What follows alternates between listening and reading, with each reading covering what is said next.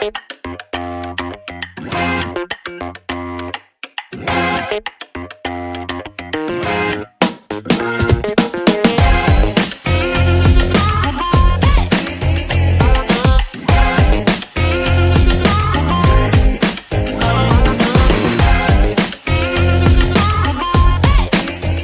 what's up? Hello, everybody. Welcome back to Roll Pod, an Alabama sports podcast from Bama 247. I'm your host, Cody Goodwin. Just me and Mike Rodak here this morning. Alex Scarborough handling some contract news that is going to come out later today. We're recording this on Friday morning, a day removed from Alabama's Sweet 16 win, 113-88 over BYU, a record-setting performance from the Crimson Tide. Mike and I are going to break it down. We're going to save the football conversation that we had tentatively planned for today for next week when we're able to get Alex back on the show. But Mike, we are, 12-ish hours, not even 12 hours removed from Alabama's Sweet 16 win. They're headed to the Elite Eight for the second consecutive season, the third time in program history. They set an NCAA single-game record for three-pointers made in this win with 25. Not only is it an NCAA tournament record, but also a program record for most three-pointers made. Mark Sears hit 10 of 16 three-pointers. He was kind of the star of the show, but Aiden Holloway and Chris Youngblood also hit 5 and 6 three-pointers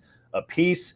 This was an offensive showcase, something that we kind of thought was possible when talking about this matchup earlier this week. But in addition to the three-pointers, or maybe you can just expand on that, what were the main takeaways from you when it comes to this game? Nate Oates was probably a little bit more confident than he let on the last couple of days, or the last week, I'd say. Because not only what he said pregame, that I think we can score on them, but what he said postgame as well, that I think he told the team in the locker room, like, I told you we could torch these guys with the way that they play offense, the way Alabama plays offense. And basically what he said, explaining it postgame, is that they were watching film of BYU. They kept going under screens. They did it every game. He told Sears and Holloway that if they do that, you're going to have a chance to hit a lot of threes. And it was prophetic, I would say. But, not by accident either. I think there's obviously, you see what they did on film. You have the game plan. You execute the game plan. I don't think they just fell into it necessarily. So there's a lot of confidence. Obviously, I think Nate's hesitation going into the game was probably more about his defensive end.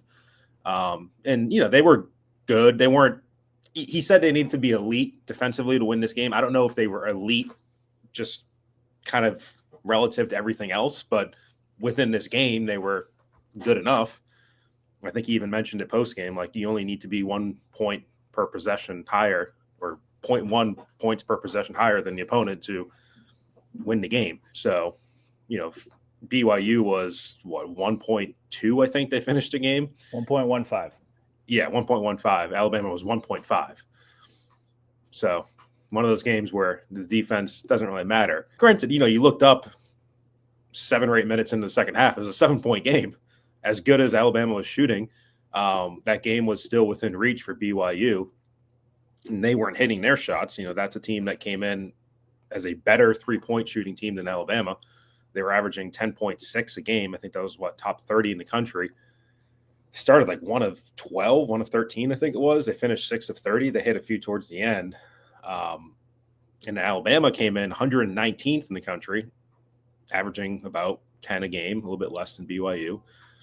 And they hit 25, set a bunch of records in the process. So they actually moved up to 83rd, 119th to 83rd in 3-point percentage in one night in March.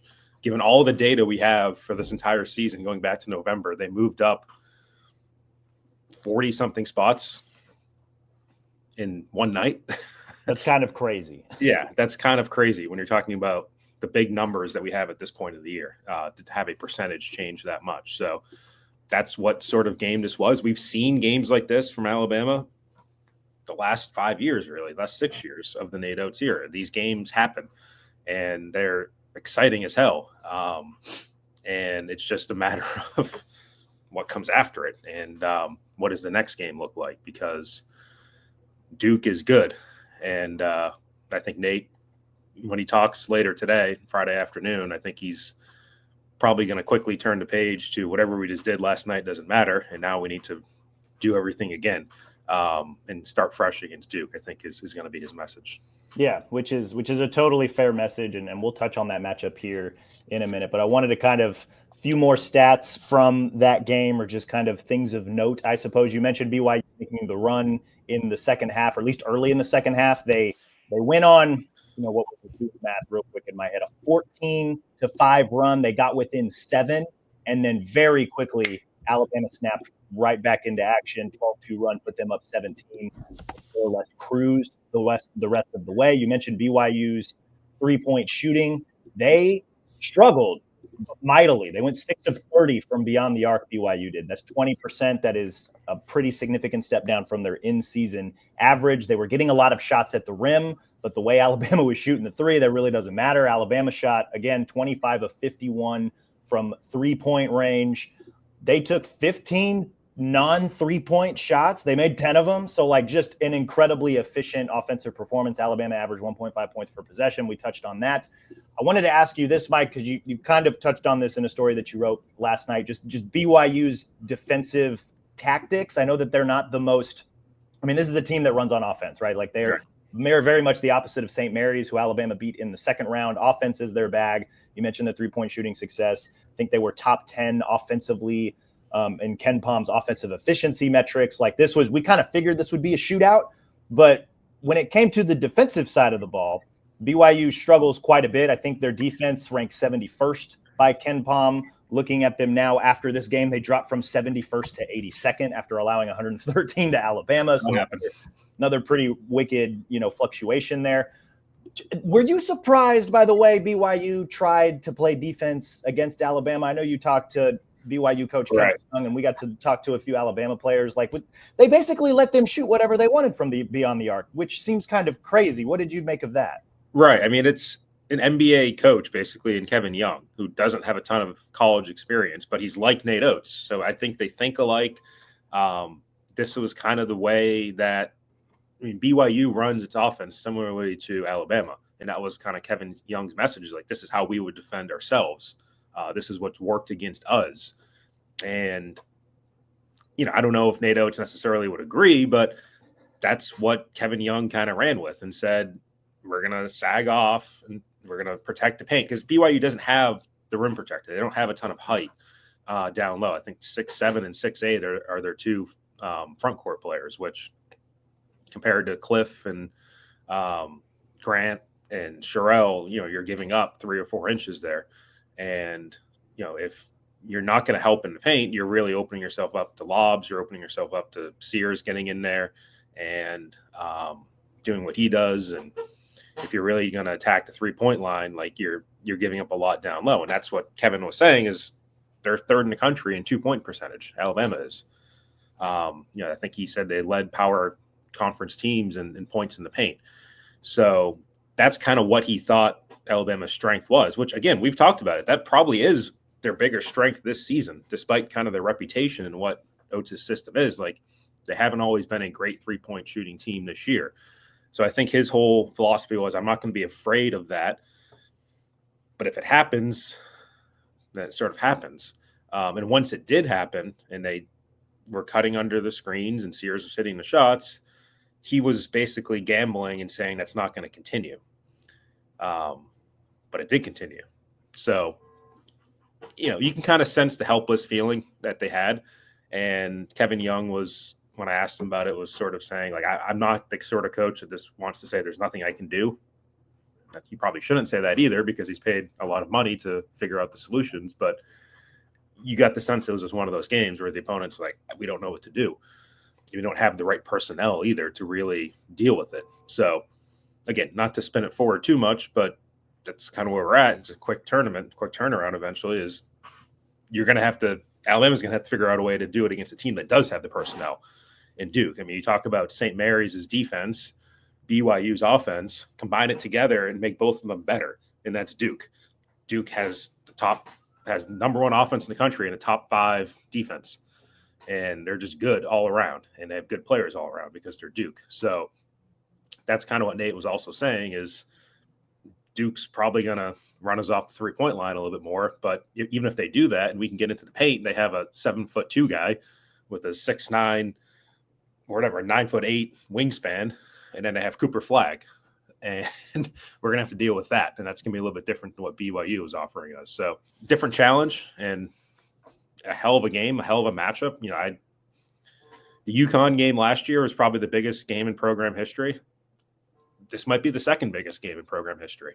I mean, it depends on what happens after, but you could argue it might be a tougher game for Alabama than a Final Four semifinal, just because Duke is the favorite to win this tournament. So I don't want to necessarily say it's the hardest game Alabama has left, but it could very well be that. And, they're a 7-point underdog. So all the good feeling that comes out of this game is great. But then you look and you see Duke, you're like, all right, get ready for it. We'll touch on Duke here in just a second. I wanted to ask you one more thing about this win over BYU. Obviously, the three-point shooting for Alabama took center stage here. We mentioned Mark Sears, 34 points, 11 of 18 overall, 10 of 16 from three. But also, Aiden Holloway, 23 points, 6 of 13 from deep. Chris Youngblood hit 19 points, 5 of 11 from deep. A lot of that three-point shooting in the first half opened up some things for Cliff Amore. In the second half, he only took 4 shots from the field, but also 6 for 6 from the free throw line. A lot of good things overall when it came to Alabama's offense, especially the deep shooting. But when it comes to Mark, when it comes to Holloway, when it comes to Youngblood, these are guys, you touched on this, maybe struggled from three-point range just overall this season. And do you think that this Alabama offense maybe found something when it came to the three-point shooting? Is it more of a product of BYU's defense just allowing a lot of 3 points? Is there somewhere in between that they can carry over into this Duke matchup, or what do you make of it? I mean, the confidence aspect, I guess, is there. But even when Sears was in a slump, and I think Chris Youngblood kind of used that word in quotes in his post-game radio interview, the confidence seemed to still be there for Mark Sears because, he was asked about it on Wednesday and basically kind of brushed off his shooting. So if the confidence was already there, then does this game add to that confidence, or is it just the same as it always was, is the question. So, I mean, I'm just going back and looking, he went off at Mississippi State this year. That was a big game. You were there. I think he destroyed Mississippi State twice. Right. Youngblood, I think, also did. But then it's fluctuated. Like he goes 2 of 5. They really destroyed Texas on the road, 103 points in that game. And then the next game was the Auburn game at home, where Sears goes 2 of 11 and can't shoot. So, does it carry over? I don't know. Sometimes it carries over. Sometimes it doesn't. He goes 6 of 14 against South Dakota State. And the next game out, he goes 1 of 6 on threes against Oklahoma. He goes 4 of 8 against Houston, 3 of 9 against Rutgers, and then goes 1 of 11 against Oregon to finish that November tournament. So there's going to be fluctuations there, and maybe he has another big game. Maybe he doesn't. Maybe it's somewhere in the middle and doesn't matter. That's kind of how it goes. But I do think, just given what Nate said, a lot of their success or a lot of their volume of three-point shooting at least had to do with BYU's defense. And like you said, they're going to have to find their shots in probably a more difficult defensive situation in this game. I think the stat that they threw out there was over the last, I believe it was 6 games prior to last night's Sweet 16 matchup. Mark still averaged 15.8 points per game, but he was 5 of 35, 14% from deep. I think if you go back the last 7 games, he hadn't even made 10 3-pointers over those 7 games, and then he's able to make 10 in this one. It's funny, midway through the second half, I think Alabama hit 100 points with 4 minutes left. They got up to 90 with or 85 or something like that with 10 minutes to go. My dad sent me a text, and he was just like, they probably need to save some of this because I think they're probably going to play Duke, which made me chuckle. And also at the same time, I was like, maybe, obviously that's not how basketball works, but it was just the idea of, can they do this again? I think is a very important one coming into this Elite Eight matchup against top seeded Duke, number 1 seed in the East region, favorite to win the NCAA tournament. They're 34-3 overall. They swept the ACC this season, the regular season title and the tournament crown. I know that the ACC was down this year, but this is a very, very good Duke team. Another thing to keep in mind, how good is this Duke team? They are, quick research says, the second highest rated team in the Ken Pom era, ever. And the only team that's ahead of them is the 98-99 Duke team that did not actually win the national championship that year, of note, but This is a very, very good Duke team. Cooper Flagg is obviously the superstar, the presumptive number 1 overall pick in the upcoming NBA draft. And oh, by the way, they have at least 4 other 5-star guys on this team. Like, it's a very, very good team. Number 1 offensively by Ken Pom. Number 5 defensively by Ken Pom. They beat Arizona in the late Sweet 16 matchup here in Newark. Mike, when you look at this matchup, Alabama versus Duke, what is the thing that you are going to be paying attention to the closest? There's a lot of things. I do think, because there's different ways. You got to find some sort of weakness. I mean, their offensive rebounding is not great. They're 165th in the country. That's probably partly a result of they don't miss a lot of shots.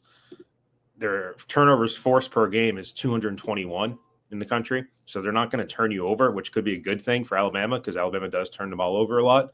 So I don't know if this is a game like Ole Miss or A&M, some of those teams that really aggressively were turning Alabama over. But everywhere else, I mean, God, winning percentage, obviously, number 1. Scoring margin, number 1. Effective field goal percentage, number 3. Assist to turnover ratio, number 3 in the country. Field goal percentage on defense, 6 in the country. Field goal percentage on offense, 6 in the country. Scoring offense, 12th. Scoring defense, 7th. I mean, rebounding margin, 11th in the country. They're a good rebounding team. They're a good shooting team. They're a good defensive team. They don't turn the ball over a lot. They might not turn you over a lot, but I don't know. Like, you got to find something somewhere. And I don't know if you can rely on just totally doing the threes. And I'm not saying that they do or they would. I think if you're Alabama, you're trying to rebound the ball better than them, which I think you're capable of doing. Alabama's, in terms of rebounding margin, I don't think they're 20th. So they're close to Duke, but not quite at Duke's level. But this is a good rebounding Alabama team. And I think they're capable of out-rebounding Duke in this game. So that's, if you do miss the shots on offense, you got to get Euro boards. If they miss a shot on defense, they miss a shot on offense, you got to get the defensive board before they can get the O board. Take advantage of every little opportunity you have, which is winning at the margins, which is rebounding. Oates is diving for loose balls. You got to take advantage of every single little opportunity that gets presented to you, which this team has done in some games, but there's other games where that hasn't always been there. And if your effort is slacking off in a game like this, like, check your damn pulse. Like, there's something wrong. So I don't know if this is going to be a game where Alabama overlooks Duke like they did against Ole Miss, whatever the story was. Like, that's not obviously the formula, but I think it's probably going to be a shock to the system when Duke comes out and starts doing some things against you. And they got to be able to withstand that. And like I said, kind of take advantage of every little opportunity that gets thrown their way. Yeah. And I think the other thing, like defensive boards, I think you got to turn that into some sort of transition offense, because this is a Duke team that plays pretty slow. As efficient as they are, they're 264th, I think, in adjusted tempo. That's by Ken Pom. You got to find a way to get the offensive boards to extend possessions, because this Duke offense is very, very efficient. So if you can steal more possessions, either to eat clock or to give yourself more opportunities, I think that's a way to do it. In terms of the defensive strategy against this Duke team, I know I mentioned this. Cooper Flagg is the obvious star. I believe he dropped like 36 and 5 or something like that against Arizona. Just ridiculously good team. It's him and Janai Broom for National Player of the Year. He's probably going to be the presumptive number 1 overall pick. But in addition to that, there were 3 other 5-star guys from the same signing class, as well as another one on the roster, a previous 5-star guy. When it comes to trying to defend Duke, 2 ideas pop into my head. I'm curious what you think, Mike. Do you try to just shut down Flagg and say, this guy's not going to beat us? Or do you let him kind of do his thing and try to stop or limit everybody else? Or are either of those strategies you think viable? Is one a better idea over the other? Or am I just a dumb non-basketball person? I mean, it's simplified, obviously, thinking of it that way. I'm not enough of an X's and O's guy to say, here's your formula. I'm sure Alabama's been thinking about it for a while now, for at least the past 2 weeks since Selection Sunday. So it's pick your poison, because if it's not Flagg, it's Tyrese Proctor. If it's not Proctor, it's Knipple. And then you have Malak down low, like Sion James. Like there's guys everywhere. So I don't know if you can just completely commit to flag the way that you could with, the North Carolina game last year was RJ Davis, right? And you can kind of say, like, we're going to stop RJ Davis, and we don't feel like North Carolina can beat us with the other guys. And that worked. I don't know if that's going to work against Duke. There's been a lot of guys this year who have had career days against Alabama, and Nate's message has always been like, someone needs to step up and just own that matchup. And I think that's probably more the case here, is somebody's going to have to step up and own the flag matchup, which is hard. And I don't know if you can just commit to doubling him or doing some of this, the aggressive stuff to try to take him away. I think Duke has too many options and too many ways to beat you. So that would be my kind of overall take, but really interesting to see how they do it. And I'm sure that Oates and Ryan Pannone and Brian Adams in particular are really working hard on that one. Yeah, especially on a quick turnaround. Nate Oates' teams have had success on these quick, either one day or no day turnarounds. It's going to take an all-time game plan to beat this Duke team.